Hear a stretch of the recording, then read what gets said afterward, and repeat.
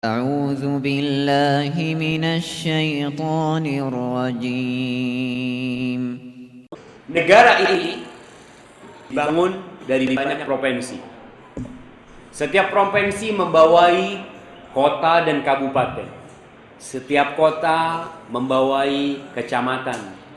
Di bawah kecamatan ada kelurahan. Di bawah kelurahan ada desa. Ada RW, ada RT. Yang paling kecil tingkatannya adalah rumah tangga. Kalau kita ingin negeri ini menjadi negeri yang baldatun thayyibatun rabbun ghafur, berarti yang harus diperbaiki pertama rumah kita, keluarga kita, anak-anak kita. Karena dari situlah muncul pemimpin-pemimpin negeri ini. Tidak muncul dari tempat lain, tapi mereka muncul dari rumah-rumah yang ada di kampung-kampung sebelah. Ketika berbicara keluarga, maka kita akan berbicara tentang pernikahan. Ketika seorang ingin rumah tangganya menjadi rumah tangga yang sakinah, yang mawaddah, yang dirahmati oleh Allah Jalla Jalla, bagaimana caranya? Ada langkah-langkah yang kita kadangkala salah melangkah. Sebagian orang berpikir pernikahan itu semuanya enak. Ketika sudah kawin, subhanallah, ternyata susah jadi suami. Susah jadi bapak. Si wanita juga kayak gitu, ternyata nggak enak jadi istri. Lebih baik jadi gadis bujangan, nggak kawin kadang-kala. Karena langkah-langkah yang disyariatkan tidak dilewati. Pernikahan itu indah. Allah Jalla Jalla berfirman dalam surat Ar-Rum ayat 21 yang insya Allah ayat ini sering kita dengar. Apa kata Allah? Wa min ayatihi an khalaqa lakum min anfusikum azwaja. Dan di antara tanda-tanda kebesaran Allah, Allah ciptakan pasangan hidup kalian dari diri kalian sendiri. Allah menciptakan Hawa bukan dari tanah, tapi Allah menciptakan Hawa dari Adam alaihissalam. Untuk apa? Kata Allah, litaskunu ilaiha, agar engkau merasa condong, merasa damai, merasa tentram. Subhanallah. Disebutkan oleh Ibnu Katsir dan oleh At-Tabari tentang kisah penciptaan Hawa, di mana Nabi Adam ketika itu tidur, kemudian dia terjaga, ternyata di sebelahnya ada Hawa. Tanpa ada rasa sakit ketika tulang rusuknya diambil. Coba kalau sakit yang ada marah-marah, tapi tanpa ada rasa sakit. Litaskunu ilaiha. Nih faktor pertama orang mau bahagia di rumah tangganya, adanya sakinah. Sakinah itu artinya kecocokan, cocok sama istri. Cinta, wa ja'ala bainakum mawaddatan wa rahmah. Yang menjadikan cinta dan kasih sayang itu Allah Jalla Jalla. Jadi menikah tidak harus cinta. Jadi nggak harus. Kadang-kala ada yang menikah dipilihkan oleh ibunya. Kita kan gitu, anak belum cinta sama dia, nggak apa-apa, yang penting udah cocok. Udah ngeliat, nanti kita akan berbicara tentang bagaimana kriteria memilih seorang istri. Udah cocok nih, dilihat dari agamanya cocok, dilihat dari akhlaknya cocok, udah bismillah. Cinta nanti. Yang menjadikan cinta itu Allah Jalla Jalla.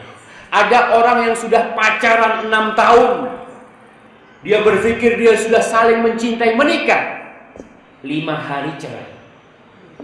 Subhanallah.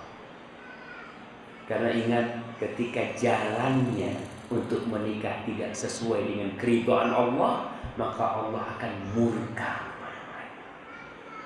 Kita di pernikahan, walimah biasanya apa yang ditulis?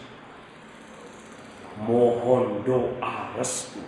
Gimana kau akan direstui Allah Jalla Jalla?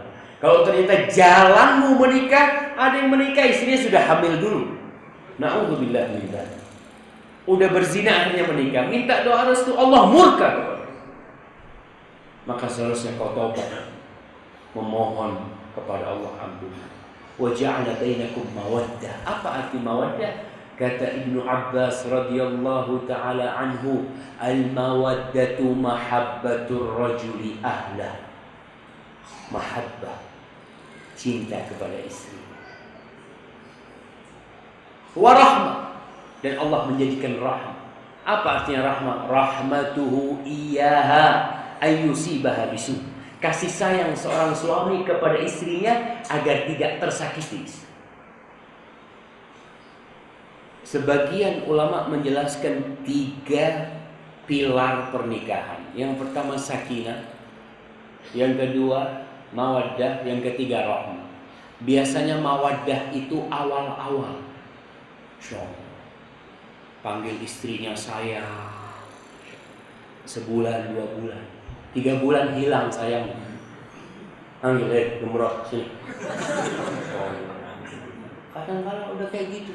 Ada yang baru menikah 2-3 minggu, manggil istrinya itu dengan ucapan-ucapan yang buruk. Kadang-kadang istrinya ini salah melakukan sesuatu. Dia baru menjadi istri, dia baru belajar melayani suami. Kadang-kadang suami, kau itu bodoh banget kau itu. Sini, subhanallah, ainal mawaddah, mana cinta? Hilang. Rahmah, rahmah itu terkadang yang mempertahankan hubungan suami istri. Banyak istri-istri bapak yang udah gak cinta sama bapak. Tapi kenapa? Saat kesian kalau ditinggal udah tua. Dia itu kesian dong. Kadang-kadang ada orang yang tetap bertahan. Kenapa? Kesian sama anak-anak. Dia kalau suaminya udah gak demen ngelihat, aduh Ustaz udah tua kayak gini. Tapi mau gimana Ustaz? Udah ya bismillah lah di jalan. Yang ada udah kasih sayang kan? Tidak lagi cinta. Tapi gak masalah, itu pilar dalam rumah tangga. Gak harus semuanya cinta. Maka jangan antum mengatakan Anda udah gak cinta sama istri. Gak apa-apa, apa kau gak sayang sama istri? Gak kesian.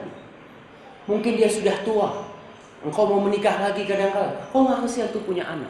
Tuh istrimu yang ngajarin anak-anakmu baca Quran. Gak ingat engkau dengan kebaikan-kebaikan istrimu. Subhanallah.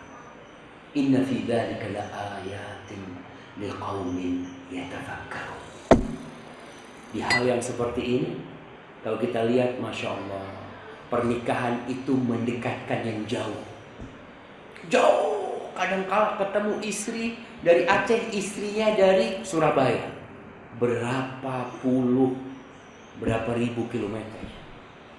Tapi Allah dekatkan yang jauh. Allah menjadikan yang bertikai dengan pernikahan jadi damai. Kita lihat bagaimana Rasulullah SAW menikah dengan beberapa kabilah yang awalnya benci dengan Rasul SAW. Akhirnya mereka cinta kepada Nabi SAW. Ma'asyiral muslimin rahimakumullah. Pernikahan ini pada hakikatnya kebutuhan manusia. Sebagai seorang, Allah mengatakan di surat Al-Baqarah ayat 187, hunna libasul lakum wa antum libasul lahum. Hun itu wanita-wanita adalah pakaian buat kalian dan kalian adalah pakaian buat wanita.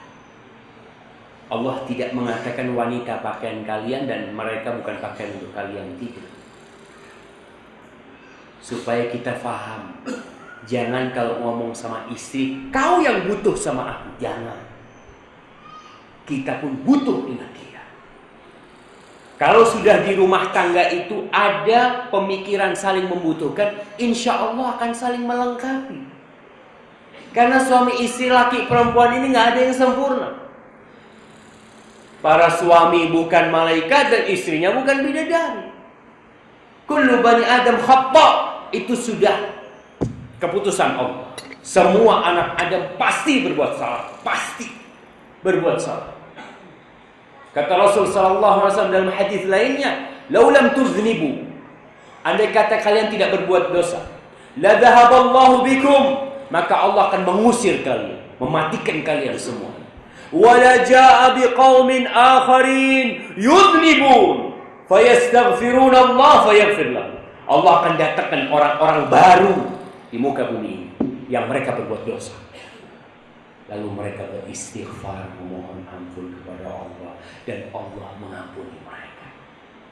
Tapi ketika antum berbuat dosa, jangan mengatakan, iya saya kan manusia. Iya, tapi antum harus bertobat kepada Allah. Karena Nabi mengatakan, wa khairul khatta'in at-tawwabun. Sebaik-baiknya orang yang pelaku dosa adalah mereka yang kembali kepada Allah Jalla Jalla. Ma'asyiral muslimin, ad-dunya mata. Dunia ini adalah kesenangan, perhiasan. Wa khairu mata'iha al-mar'atus salihah. Sebaik-baiknya perhiasan dunia ini bukan rumah yang mewah, bukan mobil yang mahal, enggak, tapi al-mar'atus salihah, istri yang saleh. Terkadang sebagian orang demi meniti karirnya, dia lupa dengan pernikahan, menunda-nunda pernikahan. Padahal Rasul sallallahu alaihi wasallam mengatakan, apa kata Nabi? Ya ma'syaras syabab, man istata'a minkumul ba'a falyatazawwaj. Wahai anak-anak muda, barang siapa yang mampu nikah, nikah. Jangan ditunda. Kenapa kok kita disuruh cepat menikah? Fa innahu aghaddu lil basari wa ahsanu lil farj. Karena menikah itu lebih bisa membuat engkau menjaga pandangan matamu, dan engkau bisa menjaga kemaluan. Tapi kalau orang menunda-nunda pernikahan, bahaya. Ini yang mampu. Artinya mampu, dia mampu bayar mahar, dia mampu memberikan nafkah kepada istrinya, nikah. Apa harus orang menikah itu punya pekerjaan tetap? Nggak harus. Tapi harus tetap bekerja. Apa harus menikah itu lulus kuliah? Nggak ada aturannya. Karena lagi kuliah, nak kau masih kuliah nggak boleh nikah. Subhanallah. Syariat mana yang melarang orang kuliah menikah? Insya Allah, anak kurang ajar sama orang tuanya. Antum sama orang tua jangan kayak gitu, tapi memohon tuh sama orang tua.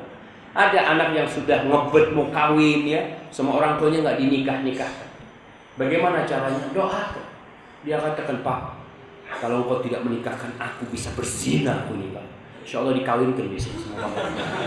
Ini bahaya kawin. Subhanallah. Faman lam yastati, yang nggak bisa, nggak punya biaya untuk nikah, jangan memaksakan diri nikah. Jangan. Karena itu tanggung jawab pernikahan. Kau harus ngasih makan anaknya orang.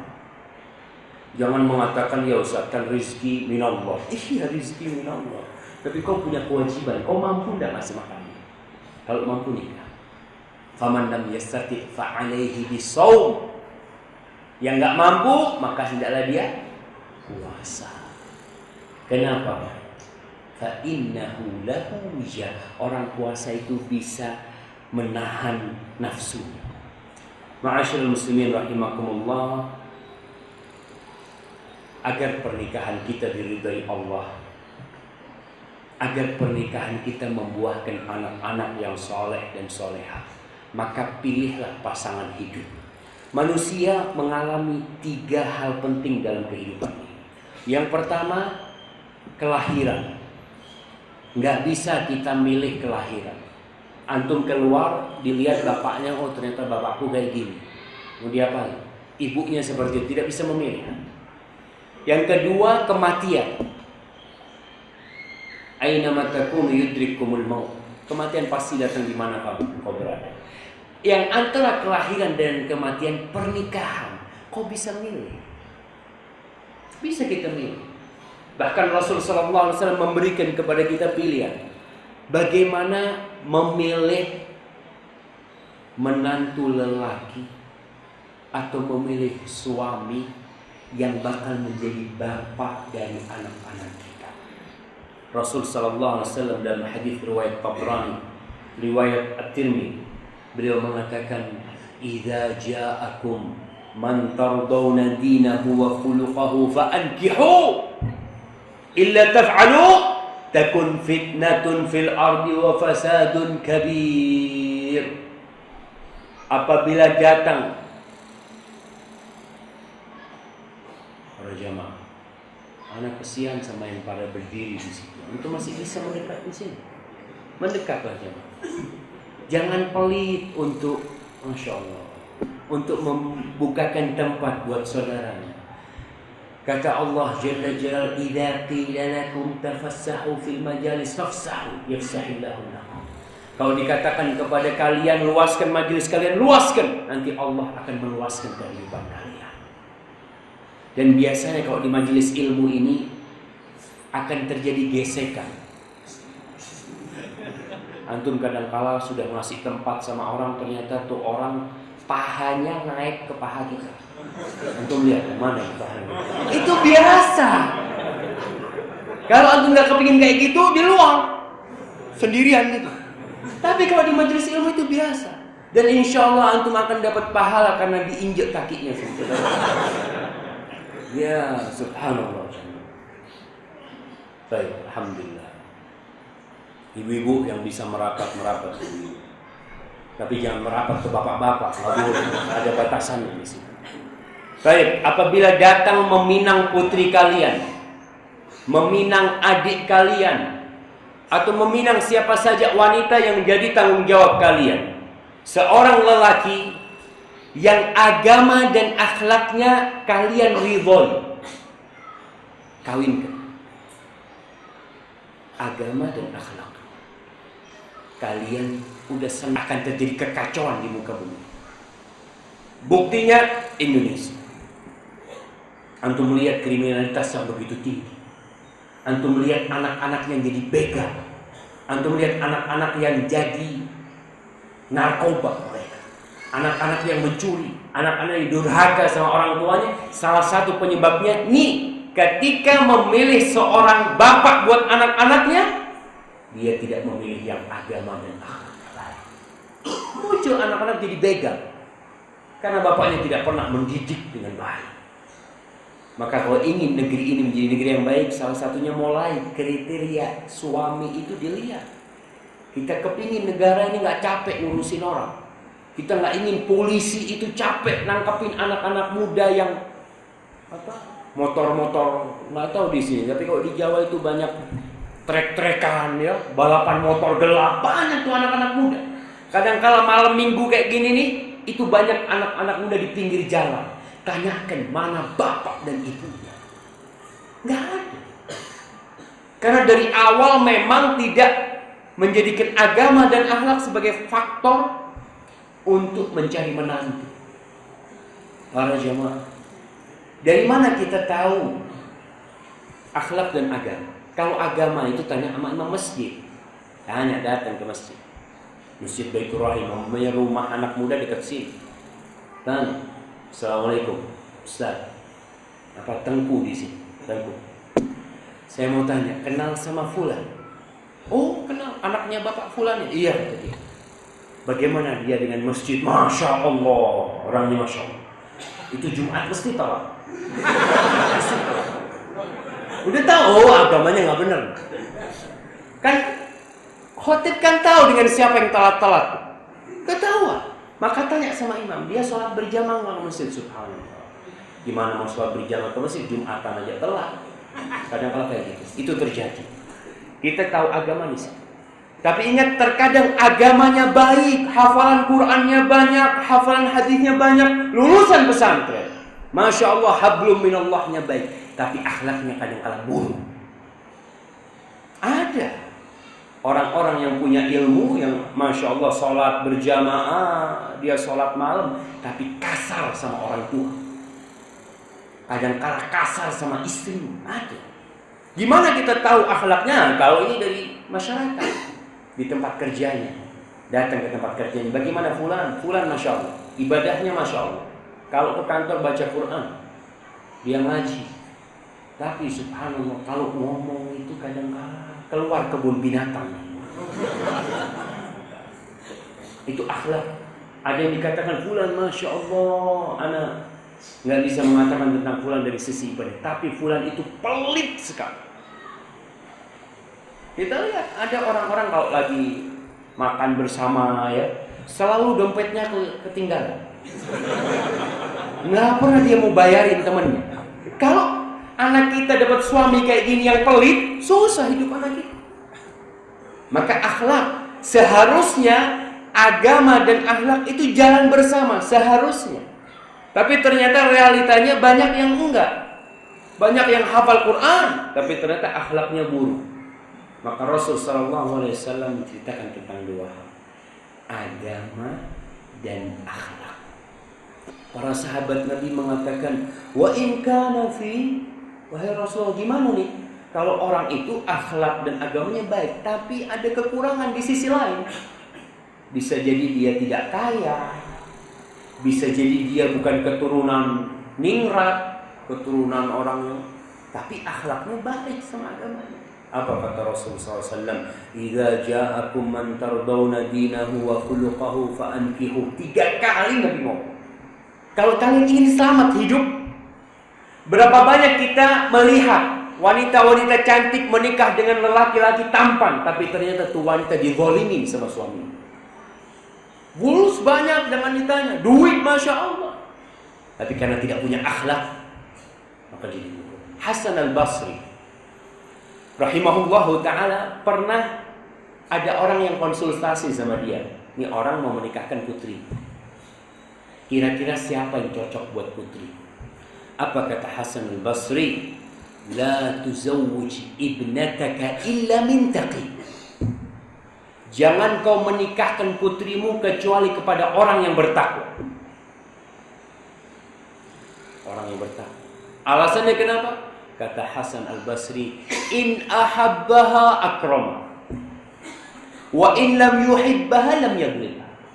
Orang bertakwa itu kalau dia cinta sama istrinya, dia akan memuliakan istrinya. Tapi kalau dia tidak suka sama istrinya, dia tidak akan menzalimi istrinya. Kenapa? Karena dia takut sama Allah. Kita tahu nih, istri kita di rumah nggak ada yang ngelihat kita menzalimin dia, tapi Allah Jalla Jalaluhu melihat. Maka para jamaah, Rasul mengingatkan agar agama dan akhlak menjadi faktor utama. Tapi terkadang di masyarakat, kalau ada orang melamar yang ditanya pertama, kerja di mana kok? Alhamdulillah, saya dokter. Masya Allah, Masya Allah, Masya Allah. Iya, Bismillah, kapan rencana menikah? Langsung. Tapi kalau ditanya, kerja apa kamu? Guru ngaji. Guru ngaji? Berapa gajinya? Subhanallah. Kadang-kadang kalau sudah yang melamar guru ngaji, kesian. Guru ngaji digaji berapa di sini? 600.000. Hah? 3 bulan 600. Ya gitulah, dizalimin ya, guru ngaji. Kadang-kadang kalau guru matematika digaji besar, tapi pas guru ngaji, aduh, guru ngaji sedikit aja udah seneng. Itu zalim. Maka ingat, kalau ingin putrinya berbahagia, kalau berbicara wajah, kadang-kadang seorang wanita mengatakan, aku mau menikah dengan lelaki yang ganteng. Berapa lama kegantengan suaminya akan bertahan? Pertama melihat, oke, ganteng. Setelah menikah dapat sebulan, dia lihat suaminya ternyata biasa-biasa aja. Karena tiap hari ketemu. Orang kalau tiap hari ketemu, antum coba, Masya Allah, ketika melihat sebuah mobil, antum kepingin beli mobil itu. Setiap melihat mobil itu lewat, Masya Allah. Ketika antum bisa beli mobil itu, apa yang terjadi? Biasa. Ya udah biasa, ternyata kayak gini doang. Dari dulu aku ngelihat dari jauh, Masya Allah. Setelah dapat, biasa. Maka kalau bicara tentang wajah, jangan menjadi faktor utama. Kita akan hidup, ibu-ibu akan hidup sama suaminya dengan akhlaknya. Kalau agamanya antara dia dengan Allah, tapi akhlak antara dia dengan istrinya, itu yang paling urgen dalam kehidupan rumah tangga. Kemudian yang ketiga, cari suami yang bisa memberikan nafkah. Penting. Karena apa? Karena si istri akan menjadi tawanan suami. Dia ketika dimiliki oleh suaminya, siapa yang wajib memberikan nafkah? Suami. Dan Allah mengatakan ar-rijalu qawwamuna 'alan nisa bima faddalallahu ba'dahum 'ala ba'din wa bima anfaqu min amwalihim. Seorang suami, lelaki itu menjadi pemimpin buat wanita. Kenapa? Karena Allah memberikan sifat kepemimpinan kepada dia. Allah lebihkan para lelaki. Lelaki itu ada kekurangan, tapi Allah memberikan kelebihan kepada dia sehingga dia bisa memimpin. Lelaki itu akalnya lebih panjang daripada perasaannya.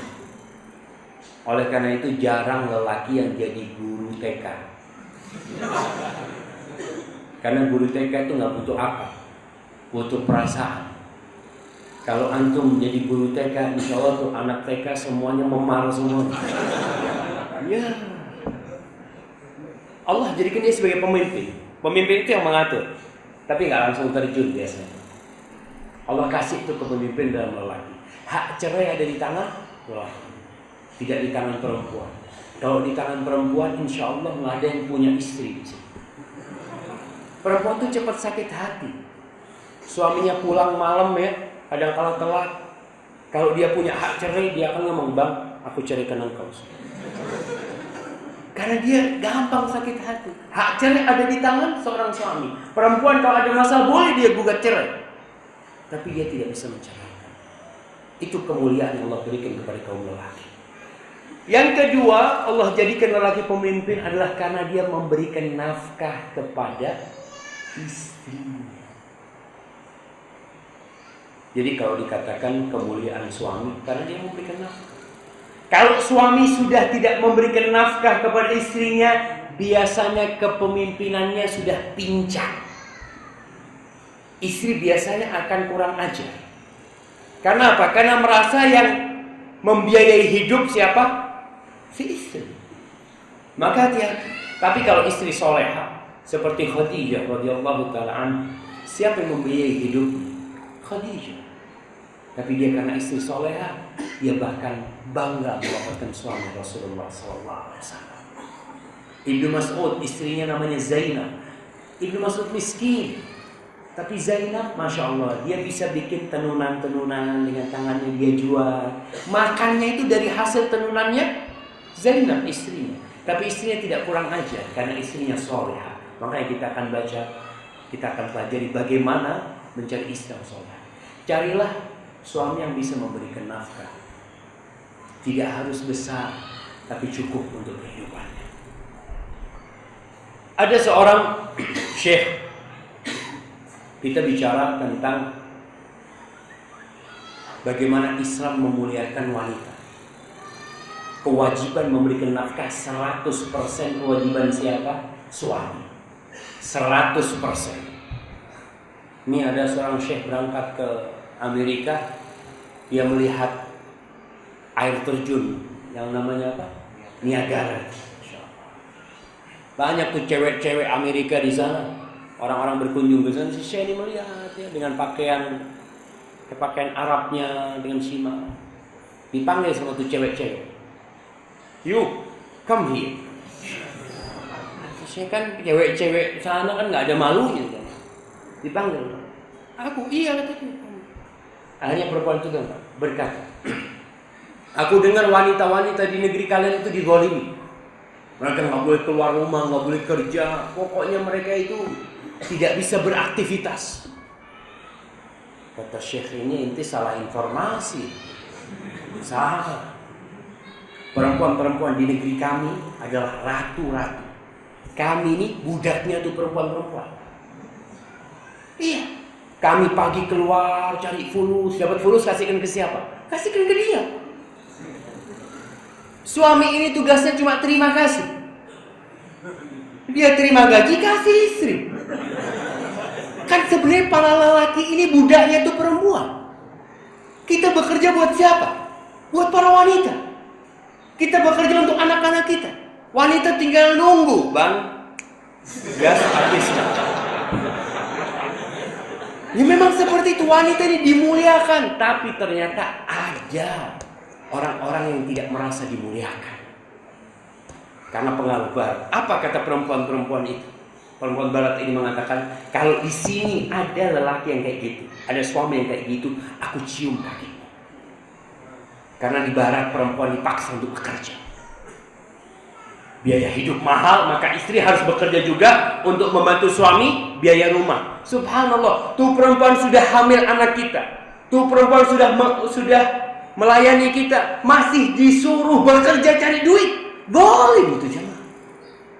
Satu kezaliman. Islam nggak mau seperti itu. Islam memuliakan para wanita. Maka kewajiban memberikan nafkah kewajiban para suami. Kecuali suaminya nggak mampu, suaminya memang sakit atau gimana, ya monggo si istri membantu, tapi bukan wajib. Dia kalau mau membantu silahkan. Nggak boleh sih suami mengatakan, wahai istriku, nih kita rumah kontrak ya, paruan nih, kau bayar separuh, aku bayar separuh. Nggak boleh, itu tugasnya suami bayar kontrakan semua.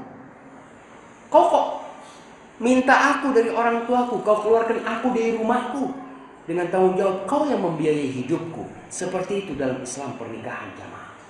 Maka Rasul Shallallahu Alaihi Wasallam ketika Fatimah binti Qais hendak menikah, dia dilamar oleh dua orang, Abu Sufyan sama Muawiyah bin Abi Sufyan dan Abu Jahal.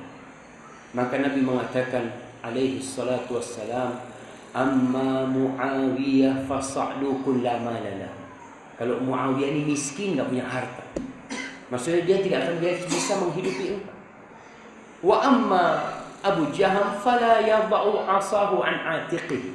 Abu Jahal itu nggak pernah meletakkan tongkatnya dari pundak. Suka mukul, kadang-kadang suka safar. Kan ada lelaki-laki yang kerjanya itu di laut ya, mau 4 bulan ke laut, 6 bulan ke laut, baru balik, kan susah istri tinggal. Maka Rasulullah SAW memberitahu tentang dua lelaki yang meminang. Nabi memberikan anjuran kepada Fatimah untuk menikahi siapa? Usama bin Zaid bin Harithah radhiyallahu ta'ala anhu. Di surat An-Nur ayat 33, Allah mengatakan, wal yasta'fifil ladzina la yajiduna nikahan hatta yughniyahumullah min fadlih. Hendaklah yang tidak memiliki kemampuan untuk menikah bersabar. Jangan memaksakan diri untuk kawin sedangkan engkau tidak bisa memberikan nafkah kepada istrimu. Sabar. Sampai kapan sabarnya? Hatta yughniyahumullah min fadlih. Sampai Allah memberikan kecukupan kepada dia, baru kau nikah. Para jamaah, berapa menit lagi ada? Berapa? 2 menit lagi. Oke, kita cukupkan. Nanti kita lanjutkan tentang kriteria istri idaman, istri yang salehah, supaya hidup kita jadi tentram dan bahagia. Sallallahu ala nabiyina Muhammad wa ala alihi wasallam. Fa inna ma'al usri yusra, inna ma'al usri yusra.